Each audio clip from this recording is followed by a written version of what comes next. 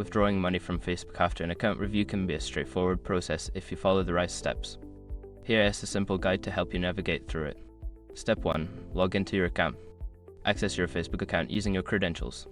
Ensure that you are using the account that has undergone the review and is eligible for withdrawal.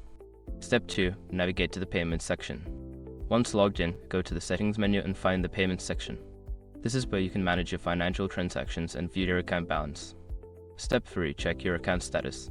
Before proceeding, confirm that your account is fully approved and that there are no pending issues. Look for any notifications or alerts that might indicate restrictions on your account. Step 4. Select Withdrawal option. In the Payments section, look for the option to withdraw funds. Click on it and you will be presented with various withdrawal methods available to you, such as bank transfer or PayPal. Step 5. Complete the withdrawal process. Before filing a refund or dispute, use the SROC.com link in the description to open the refund dispute deadline calculator and confirm your deadline. By following these steps, you can successfully withdraw your funds from Facebook after your account review. Make sure to keep an eye on your account for any updates regarding your withdrawal status.